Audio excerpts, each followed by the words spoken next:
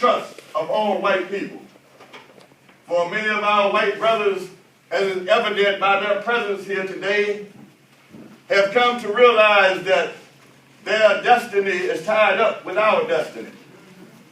They have come to realize that their freedom is inextricably bound to our freedom. We cannot walk alone. And as we walk, we must make the pledge that we shall always march ahead. We cannot turn back. There are those who ask in the deputies of civil rights, when will you be satisfied? We can never be satisfied as long as the Negro is the victim of the unspeakable horrors of police brutality. We can never be satisfied as long as our bodies, heavy with the fatigue of travel, cannot gain lodging in the motels of the highways and the hotels of the cities. We cannot be satisfied as long as the Negro's basic mobility is from a smaller ghetto to a larger one. We cannot be satisfied as long as our children are stripped of their selfhood and robbed of their dignity by signs stated for whites only. We cannot be satisfied as long as the Negro in Mississippi cannot vote and the Negro in New York believes he has nothing for which to vote. No, we are not satisfied, and we will not be satisfied until justice rolls down like waters and righteousness like a mighty stream. I am not unmindful today that many of you have come here out of great trials and tribulations. Some of you have come fresh from narrow jail cells. Some have come from areas where your quest for freedom have left you battered by the storms of persecution and staggered by the winds of police brutality. You have been the veterans of creative suffering. Continue to work with the faith that unearned suffering is redemption. Go back to Mississippi. Go back to Alabama. Go back to South Carolina. Go back to Georgia. Go back to Louisiana. Go back to the slums and ghettos of our northern cities, knowing that somehow this situation can and will be changed. Let us not wallow in the valley of despair. So I say to you today, my friends, that even though we face the difficulties of today and tomorrow, I still have a dream. Yeah. It is a dream that's deeply rooted in the American dream. I have a dream that one day this nation will rise up, live out the true meaning of its creed. We hold these truths to be self-evident, that all men are created equal.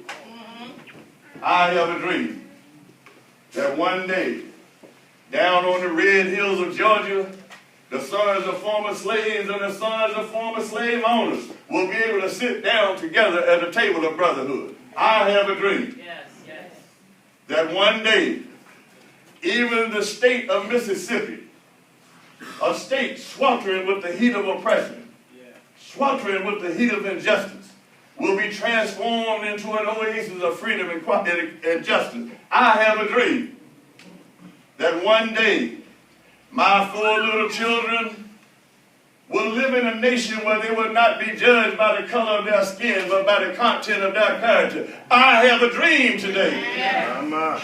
I have a dream that one day, down in Alabama, with this vicious racist, with this governor having his lips dripping with the words of interposition and nullification, right there in Alabama, little black boys and black girls will be able to join hands with little white boys and white girls as sisters and brothers. I have a dream today.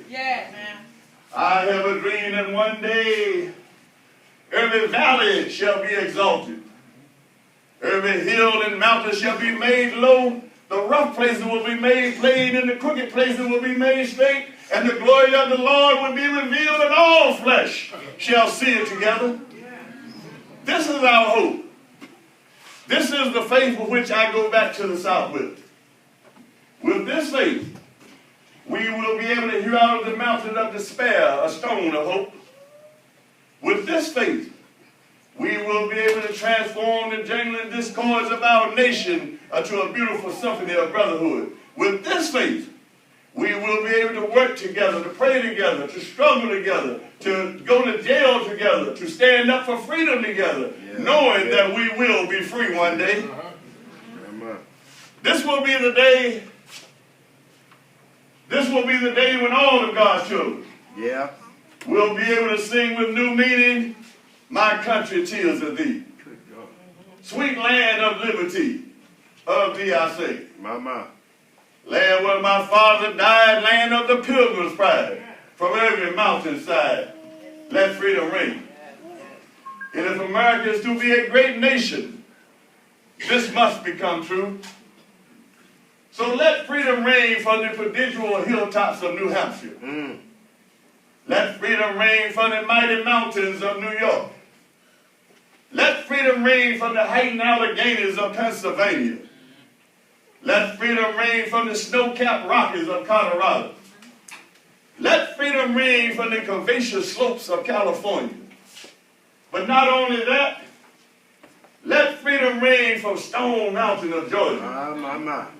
Let freedom ring from Lookout Mountain of Tennessee. That's right. Let freedom ring from every hill and molehill of Mississippi, from every mountainside, let freedom ring. And when this happens, when we allow freedom ring, when we let it ring from every village and every hamlet, every state and every city, we will be able to speed up that day when all of God's children, black men and white men, Jews and Gentiles, Protestants and Catholics, will be able to join hands and sing in the words of the old Negro spiritual. Free at last, free at last. Thank God Almighty, we are free at last.